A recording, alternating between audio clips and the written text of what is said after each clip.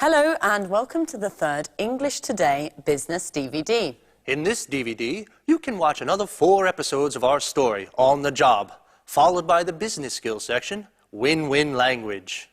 We'll then look at the following topics: note-taking and report writing, Different levels of formality, the various grammatical forms we use to talk about the future, and the writing styles used in email communications. Have fun and enjoy your viewing.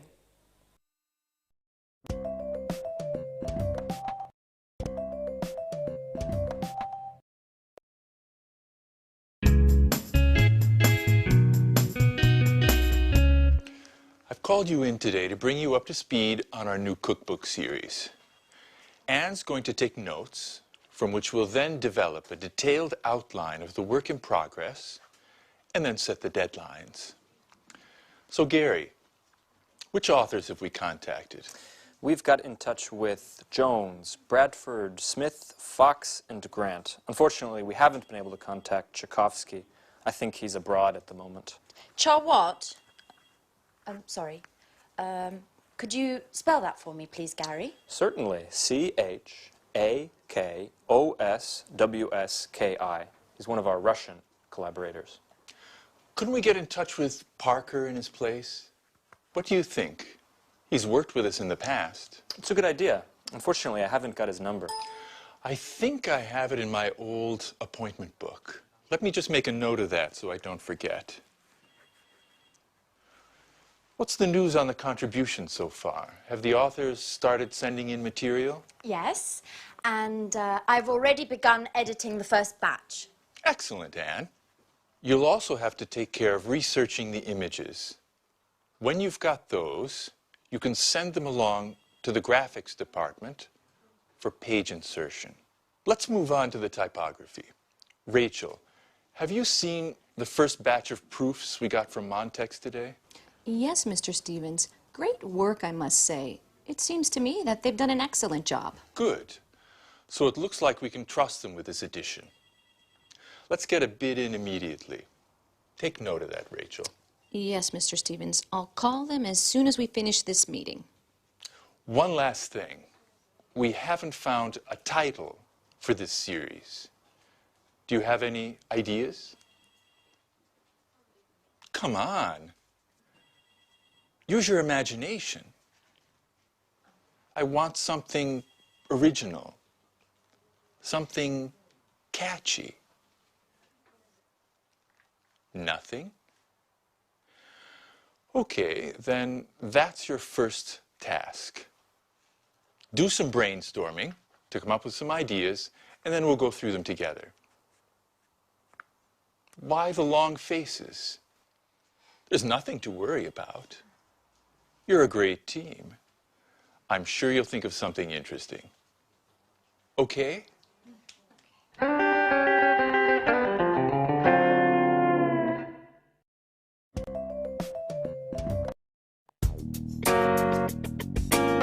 The purpose of today's meeting is to discuss the Smarty marketing campaign.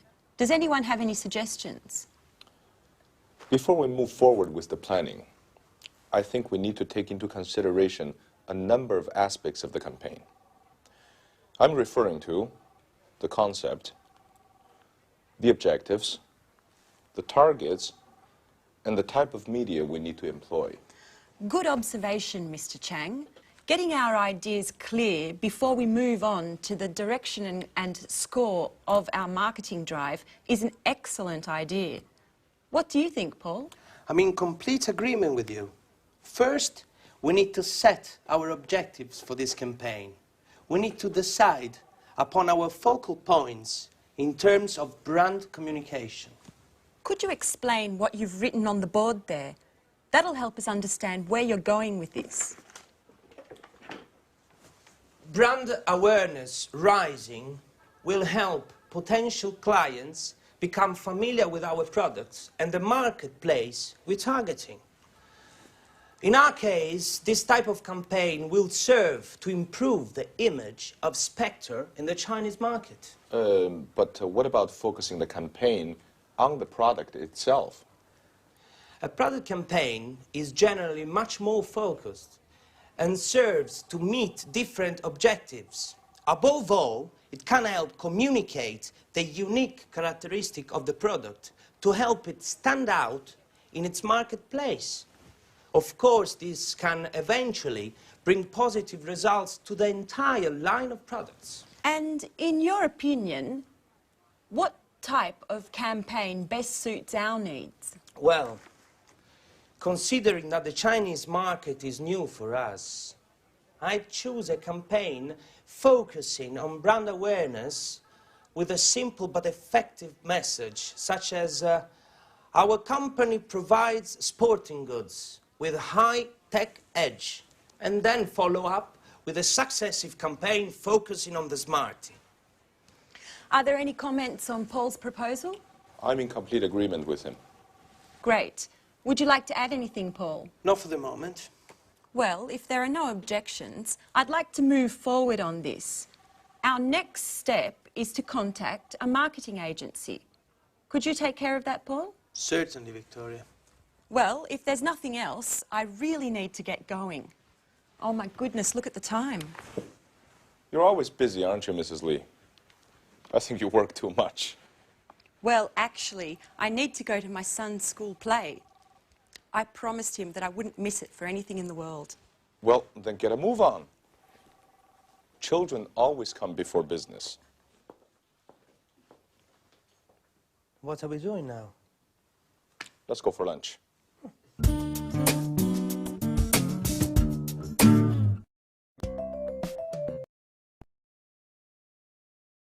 Good, so there you saw two different meetings. And now let's talk about report writing after meetings, because it is important. You have to keep a record of things that happen in meetings. But it's not easy, and people are usually very bored with writing reports. So I want to try and give you a few tips of how to improve your report writing. So let's use the screen. Now, obviously, the first thing is you have to identify the speakers, know exactly who is in the meeting and what their position or job is. Now, the second thing is to write brief summaries of the main points. Now, it's important to keep these brief. For example, Victoria's meeting. Let's think about that. Can you remember the content of that meeting? Well, we could say that the main points were, number one, brainstorming on the Smartie marketing campaign. That was the general activity at the beginning. So the first thing was brainstorming on the Smartie marketing campaign. Then the next important thing was setting objectives for the future steps. The third thing they talked about was the brand awareness of the campaign for China. That's the third most important thing. And then after, the future plan was contacting the marketing agency. So from that meeting, there were 4 main points to be recorded.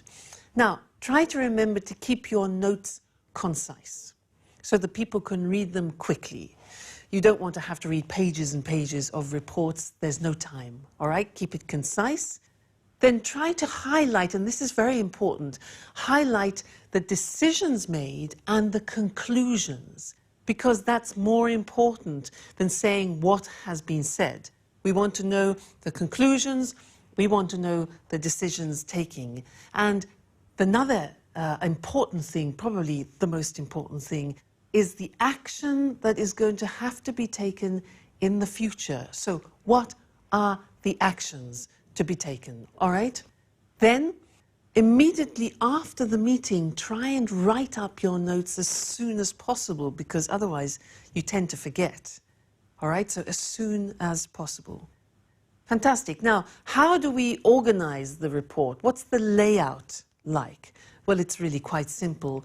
You have an introduction where you state the relevant old business and also the new business. So that could be your introduction. Then in the main part, you specify the main discussion points of the meeting, as we mentioned before. And then in the conclusion, in the summary, you talk about the decisions and about the actions. So That would be an efficient report, not too long, the most important decisions, the most important conclusions and actions for the future. All right? Now, often in reports, we abbreviate language to make, again, the report shorter. And I want to look at some of those common abbreviations with you now. Look at the screen. E.g. means, for example. I.e. means that is.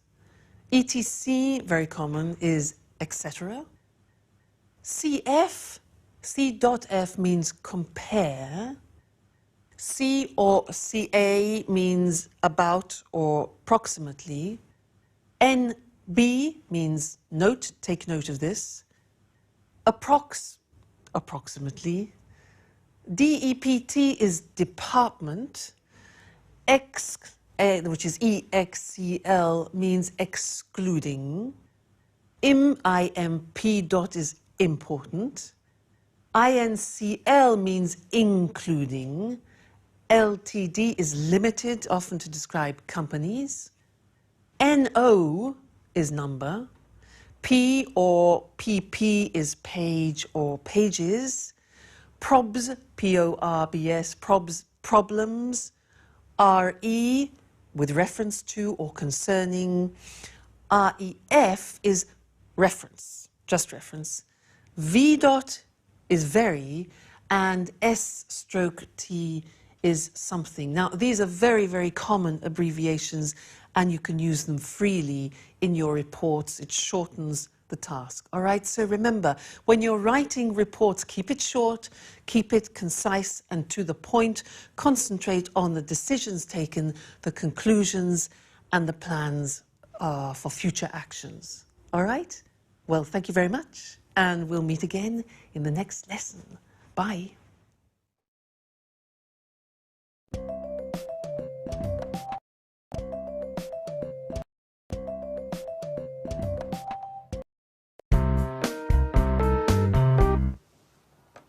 Mr. Chang, can you hear clearly? Yes, I can. Go ahead. Okay, then let's begin. So, Paul, how's the marketing campaign coming along? We're putting together a complex communication strategy that's going to leverage different channels, from TV spots and radio jingles to magazine runs and banner advertising on the internet. The internet? Are you sure that'll bring about results? Absolutely, Victoria. The internet has enormous potential. Web marketing is direct and allows for niche advertising that builds better rapport with our clients. Isn't that right, Mr. Chang? Yes, even if it's true that not all Chinese families have a broadband connection like you do here in the West. The internet is still very popular in China, especially with the young. Internet cafes of all sorts are opening across the country. And according to the Chinese Information Technology Ministry, the number of avid internet users has already reached 120 million. Wow, I had no idea there was such a boom in information technology. Oh, yes. Technology has become the determining factor in the economic and cultural development of the contemporary Chinese society. Above all, it's young adults who are influenced by these new communication media. 60% of web servers in China are between the ages of 18 and 26. Words such as forum, blog, email, and chat have become part of their everyday speech. I think we need to focus our efforts in this arena to successfully market our products. As a matter of fact, not only am I working to develop a graphically attractive site with plenty of content, but I am also contacting major internet portals to post animated banners. I am also looking into other means of reaching a much more clearly defined niche by target advertising through news groups, mailing lists, chat rooms and forums. I'm even thinking of launching a viral marketing campaign. A viral what? Sounds like a disease to me.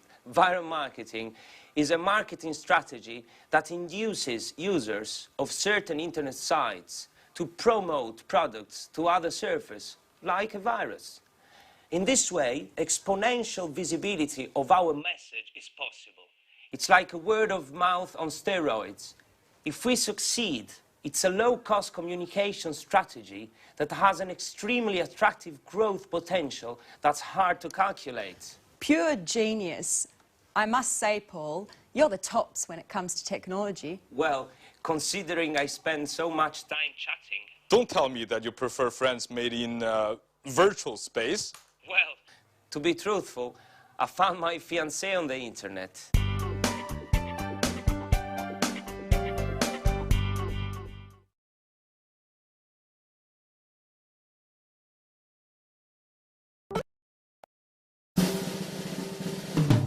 Gary, did you get that email problem fixed?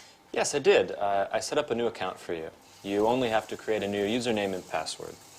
How do I do that? I'm hopeless with computers. I know you are. In fact, by now I've lost all hope with you. But you really do need to try to learn. I mean, email and internet are indispensable in this day and age. I know, Gary. You don't ever get tired of repeating that. I must admit, I'm a Luddite.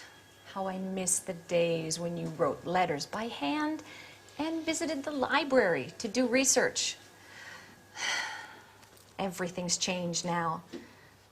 I think I've done well to learn to send and receive emails. Speaking of emails, I noticed what you were writing to the authors, and if you'll permit me, Rachel, your emails are much too stuffy and formal. They don't fit in at all with internet jargon. What are you saying? I'll give you an example. When you start off an email, you use, "We'd like to inform you that." It's quite old-fashioned, you know? It's better to write, "Did you know that?" Or another example, when you need to make an excuse, you begin, "We regret to inform you that." It's much better to use something like, "Unfortunately, we can't." It's less formal, but at the same time, more professional. Email needs to be kept simple and to the point. Use abbreviations as often as possible and keep phrases short. If you're writing to someone you know well, you can even add an emoticon. It's always a pleasure to get one. An emoticon? What the devil is that? You're so old school, Rachel. Emoticons are those little faces that you can make using keyboard characters that show how you're feeling at the time. Okay, Professor. I'll try to simplify and use a more colloquial tone when writing. Perhaps I'll even put in a smiley.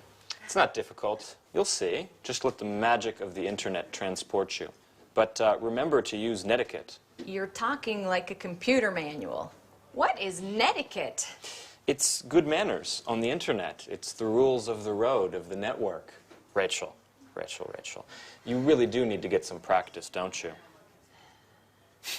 I've got an idea. Why don't you let me sign you up for a forum? That way you can learn the rules of the road and the lingo as you surf. Speaking of which, do you like music? Huh? Music? Yes, very much so. Great. Then I'll add podcasting sites to your favorites. So you can download podcasts and maybe even burn them to disk. Stop! Gary, oh, you're driving me crazy.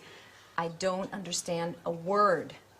Besides email, I have no desire to learn any of it. None of it. Do you understand?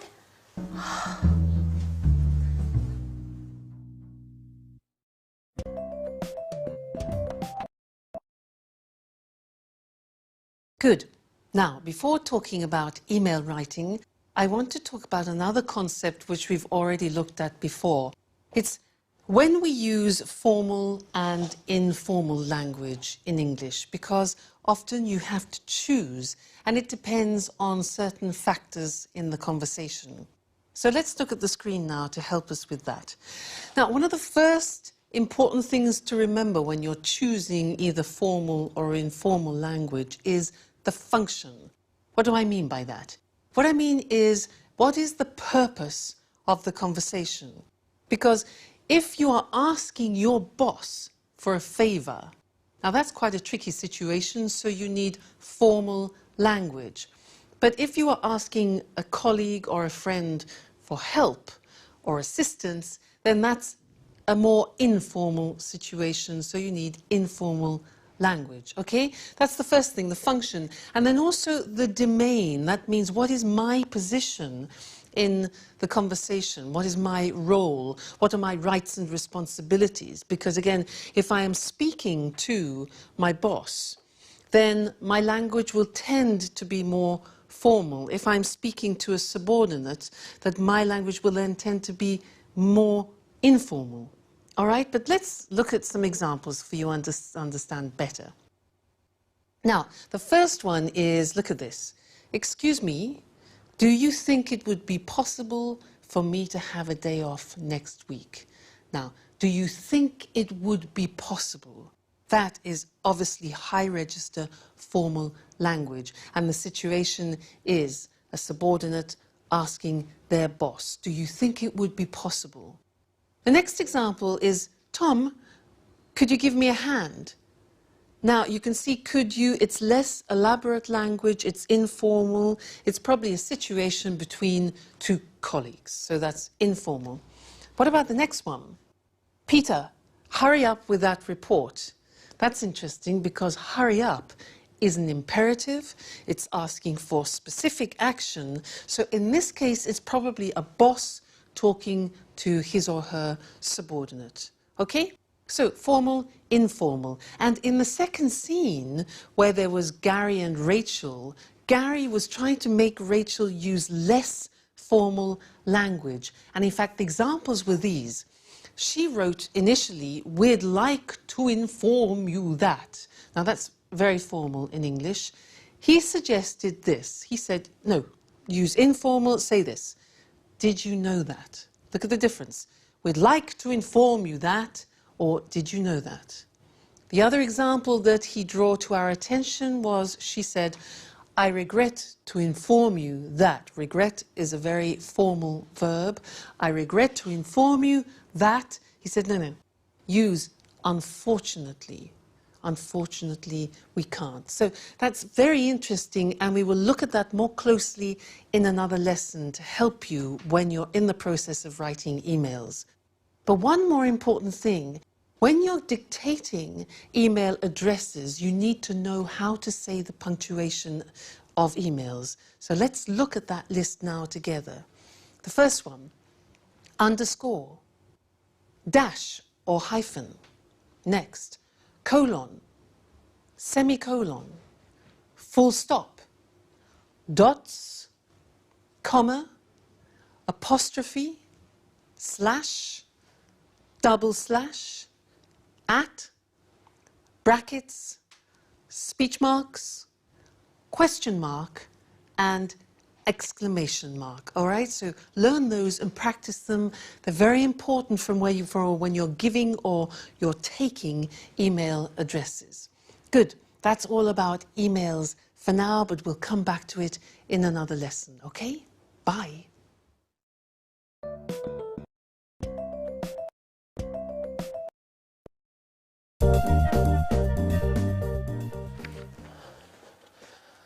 Hi, Victoria. Hi, Paul.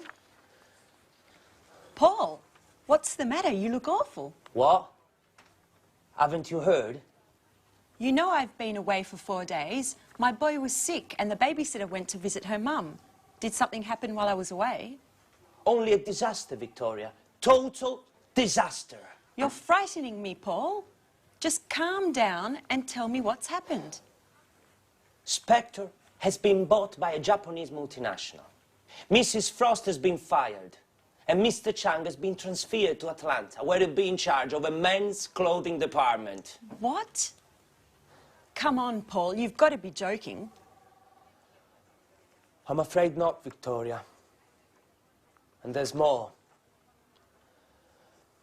You've been taken off the project. You're no longer in charge of the Smarty project. The headquarters have called in a marketing manager from Harvard. You'll be her assistant. And I don't envy your position at all. I spoke to her on the phone earlier, and she didn't seem to be friendly, to say the least. You know the type, Mr. Know-it-all. As a matter of fact, she's just sent this fax with her analysis of the sporting goods market and with a few of her tactics. The fax is entitled, "Study this thoroughly before my arrival." Oh my God, but why? Things weren't perfect. Spectre was having trouble, certainly, but they were indicative of a crisis that is being felt throughout the sector. In fact, that's why we launched the Smarty campaign targeting the Chinese market. We were trying to create some momentum, new opportunities. Things weren't going badly.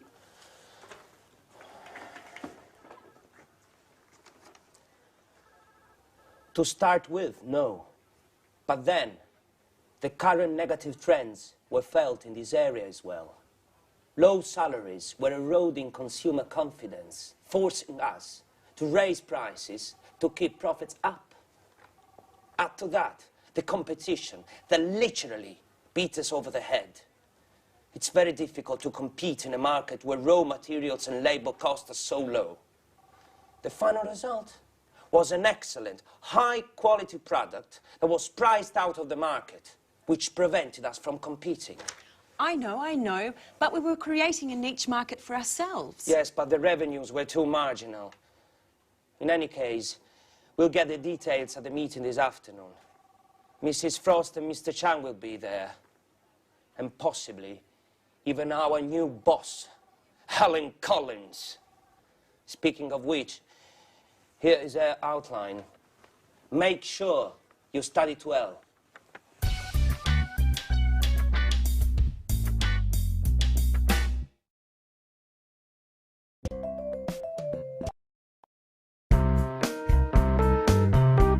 As you know, we're dealing with a very difficult situation at the moment. On the one hand, our revenues are sinking due to price battles with our competition and the fact that consumer demand continues to decrease. On the other hand, our internal costs continue to rise. The result is a significant fall in profits, which has forced us to sell out to a Japanese multinational. It's not a pretty picture. Couldn't we have considered corporate overhaul? Anything would have been better than this drastic solution. Improving company efficiency calls for massive investments that we are just not in a position to make. And with our books in the red, we couldn't move forward with these investments, not to mention the personnel cuts we would have had to endure. Believe me, Mrs. Lee, before we went ahead with the sales of Spectre to the Makiko Group, we took a number of other solutions into consideration. Unfortunately, none of these provided the answer. And what about the Makiko Group? How do they intend to resolve this current crisis? Makiko has already reorganized a number of firms in the past and therefore possesses the appropriate know-how.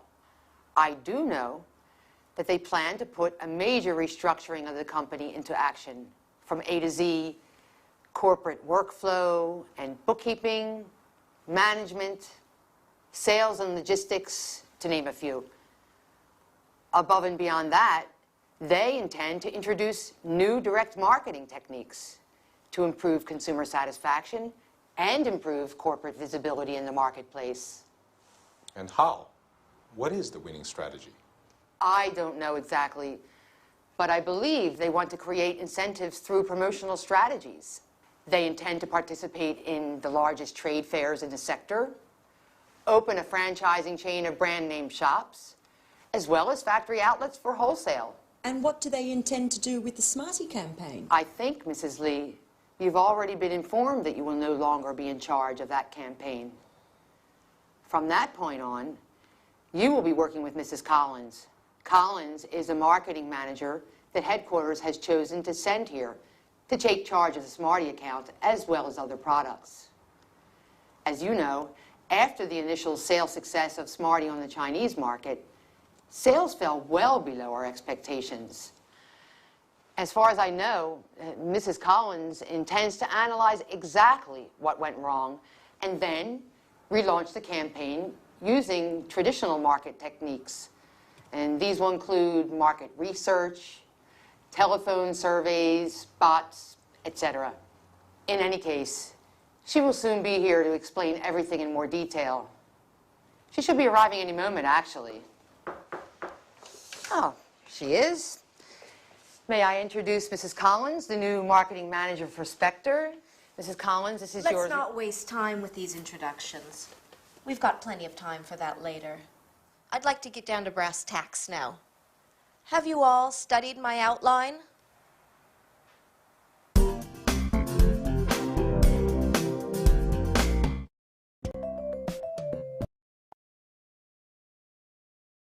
Well, that was pretty dramatic news, wasn't it? Big changes for the future. And in fact, that's what I want to look at right now with you, the future, and the different ways of expressing the future. Let's call on the screen to help us do that. Now, a lot of people think that in English, to describe the future, we use will. Well, that's true up to a point. But there are many other ways of expressing the future, depending on the type of possibility in the future that you want to talk about. So let's look at the examples. If you think that something could happen 40%, the possibility is 40%, you wouldn't use will. You would use these verbs. You could say, for example, this could, this may, or this might happen.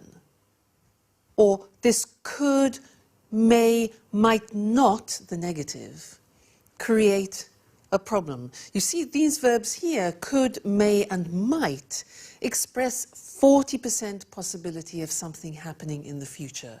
Okay? Let's increase the possibility to 80%, and we need to change the verb. So the example would be, this shouldn't create a problem. So should expresses more 80% of possibility. Now there's another very interesting way of expressing this 80% of possibility.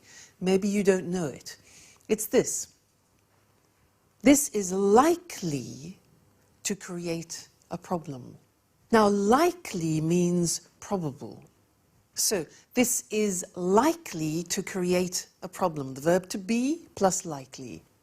Now if it's the negative form, we would say this is unlikely to create a problem. All right? Important, you'll hear it a lot describing future possibility.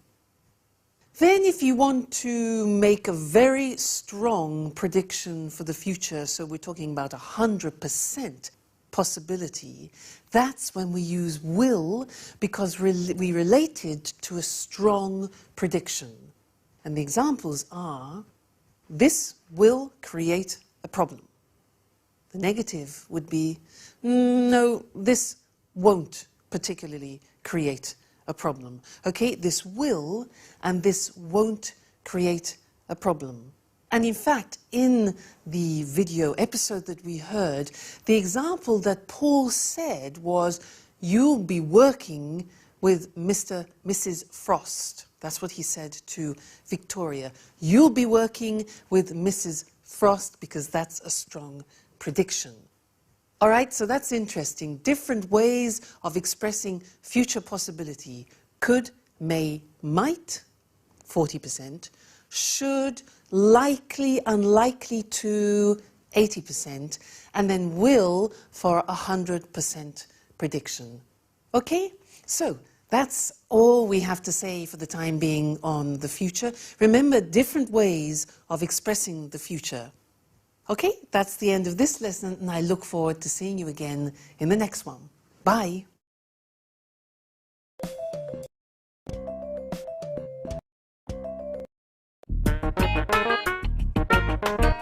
Okay, sweetheart. And remember, do all your homework, and then you can watch those cartoons you like so much on TV. I better get going then. Okay, bye.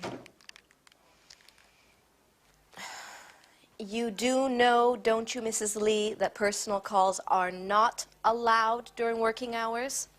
It was just a short call, Mrs. Collins. I was just checking in on my son.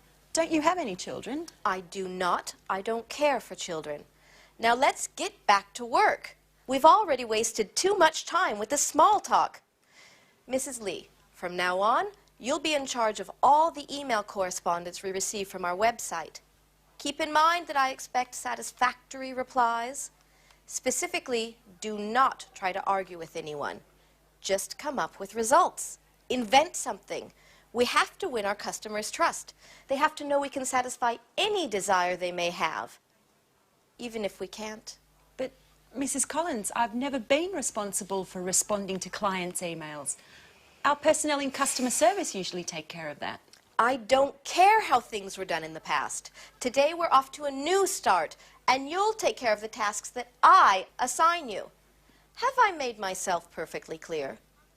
I do not like to be challenged. Oh, by the way, Mrs. Lee, speaking of email, you'll soon be receiving your work schedule for next week. Goodbye.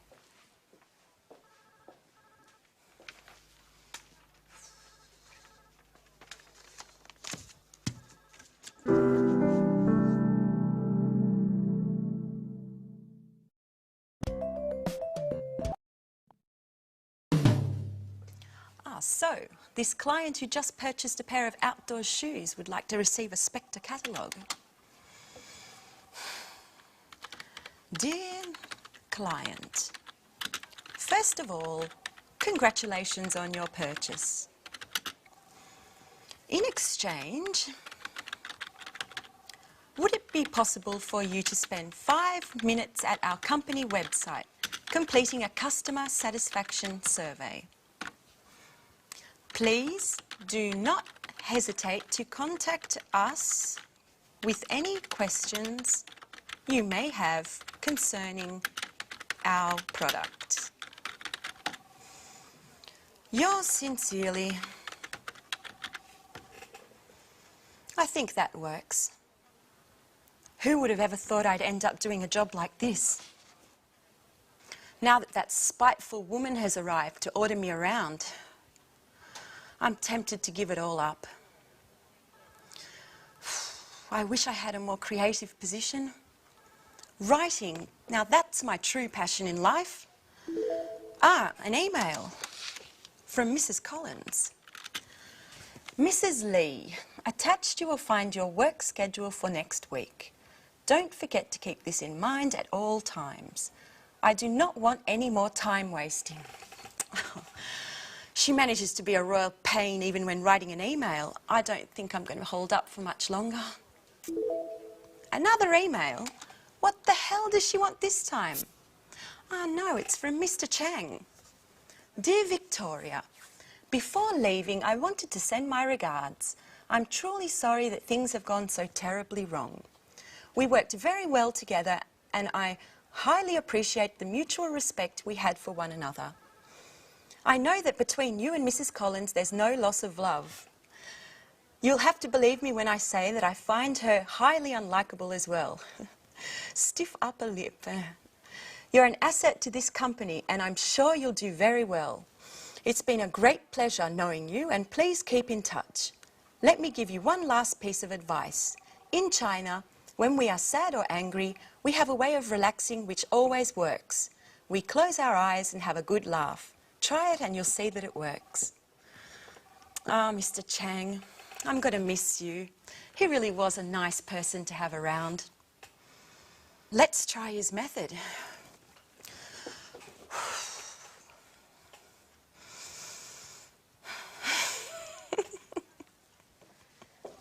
Mrs. Lee, what are you doing? Is this how you work?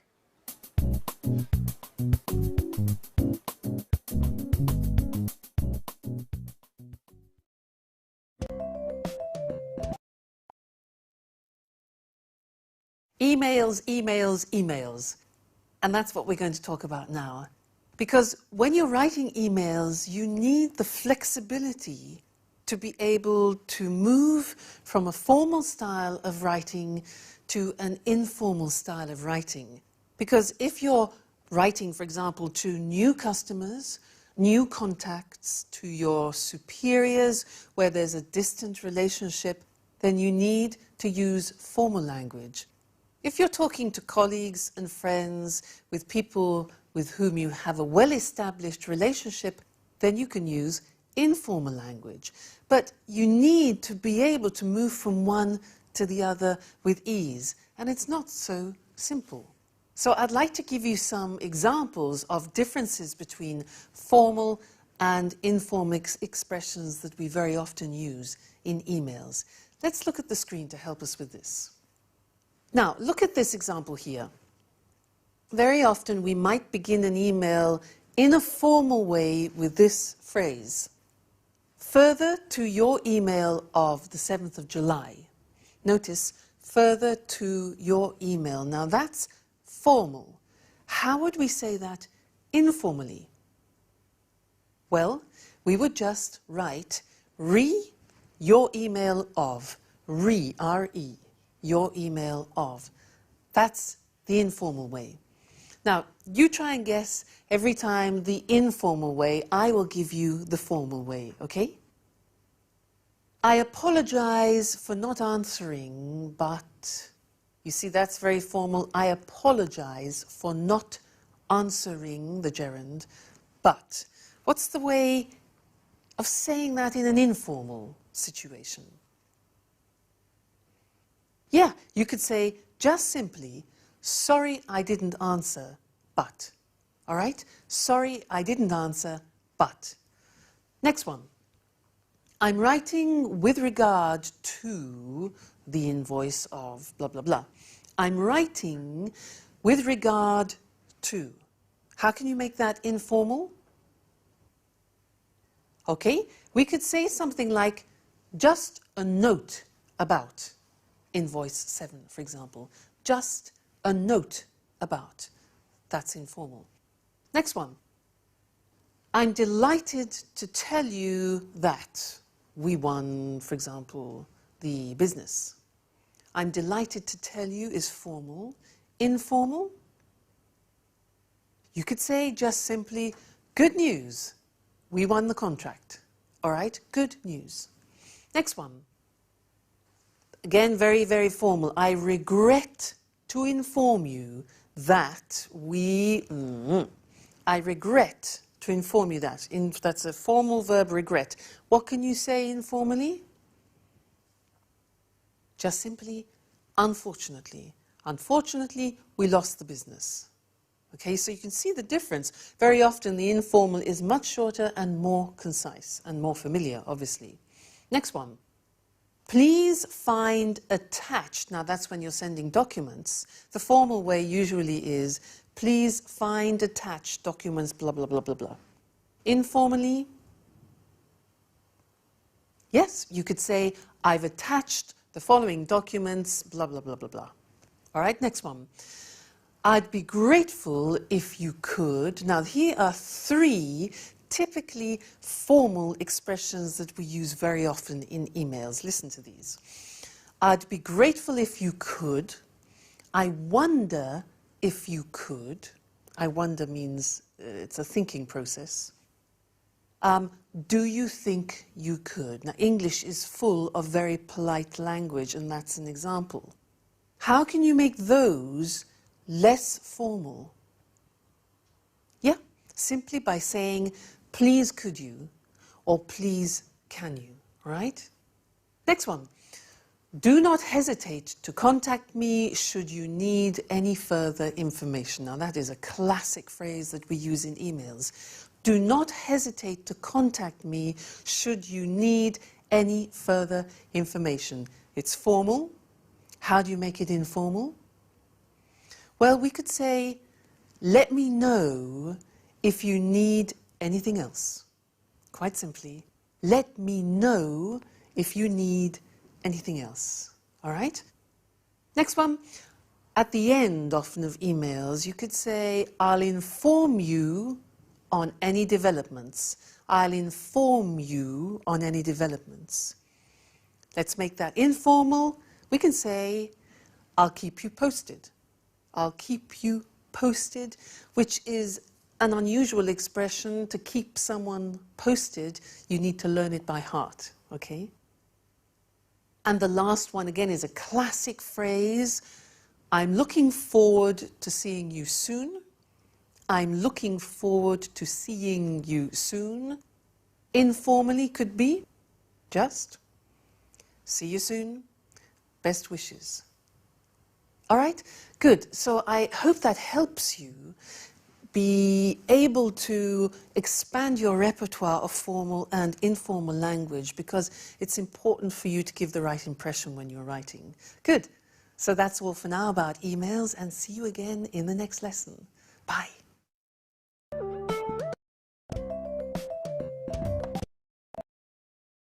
Hello and welcome back to Business Talk. Our topic for the next 2 programs is win-win language, the language that allows all parties of a conversation to feel like winners, whether the conversation is business-related or not.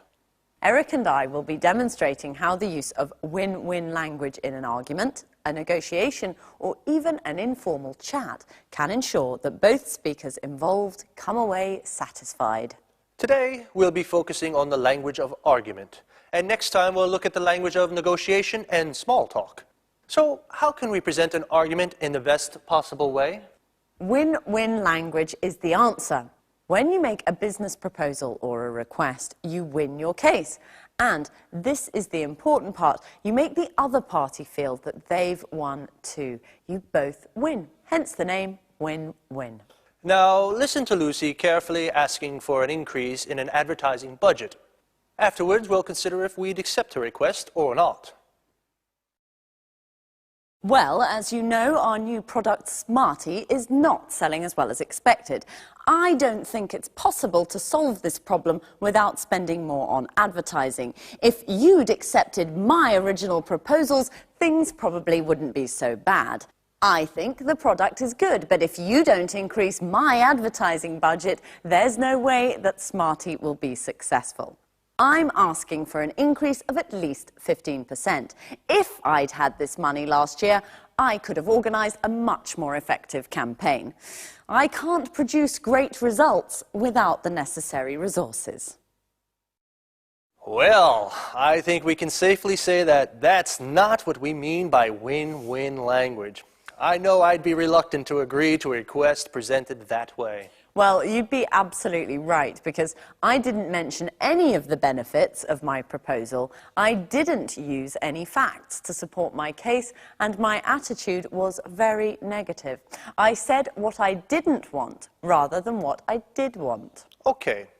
Now, listen to me present the same request. Good morning, everyone. This morning, I'd like to propose an increase in our advertising budget of at least 15%. This may seem a lot, but there are 2 good reasons why we should agree that this increase is necessary. Let me try to explain as simply as possible. First, our new product, Smarty, as we all know, is vital for the survival of our company. It is therefore essential to give Smarty the very best advertising campaign that we can. What's more, we should do all that we can to ensure that Smarty is not just a success, but a real market leader. The second reason is that with a bigger budget, we'll be able to create the sort of market image that our company needs if we are to survive in a world of global competition. Let's try to imagine a campaign where we can really enter the minds of ordinary people. Let's suppose, for example, that we invest in a series of full-page color ads in the 3 major weeklies of the largest countries where we sell Smarty. Imagine the positive impact this will have on the sales of all our products. And I'm sure you'll agree that it's most definitely worth a try.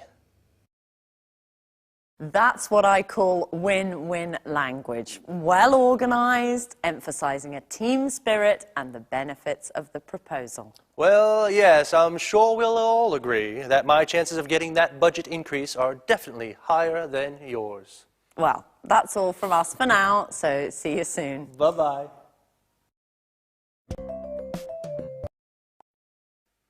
Now, let's take a closer look at exactly why my request was more convincing than Lucy's. Well, if we consider the 3 fundamental points that are the basis of all communication strategies, simplicity, organization, and language, and look back at our presentations, we can clearly see that Lucy hadn't organized what she wanted to say. She didn't mark each point clearly, and she created a barrier between herself and her listeners with her repeated use of I and you. Here are just a few examples from Lucy's request. I don't think it's possible. If you'd accepted my original proposals, if you don't increase my advertising budget, there is no way that I'm asking for, I can't produce great results without. Remember, team spirit? Well, it's very important in win-win language, because if you and the person you're speaking to are on different teams, it means there will be a winner and a loser could be you. Notice also how Lucy's attitude and language are very negative. If we look at my budget increase request, we'll see a very different approach. First of all, I presented my case in a logical way. People react positively to ideas that are well organized. I marked each point clearly with opening sentences like, "Let me try to explain. First, it is therefore essential to, what's more, we should. The second reason is that we will be able to. Let's try to imagine a campaign where we can. Let's suppose, for example, that we invest in." These opening structures are very useful. They organize your presentation logically and therefore make it clear and simple to understand. Notice, too, how the use of we and are make a huge difference. It puts the speaker and the listener in the same team and makes it possible for both to be winners. As well as organization, simplicity, and language, here are a few argument strategies to help you win your case. Present your proposal in a logical way. Emphasize the benefits of your proposal. Choose 2 or 3 strong arguments. Too many reasons can weaken your case. Be positive. Say what you want, not what you don't want. Use facts and figures to support your request.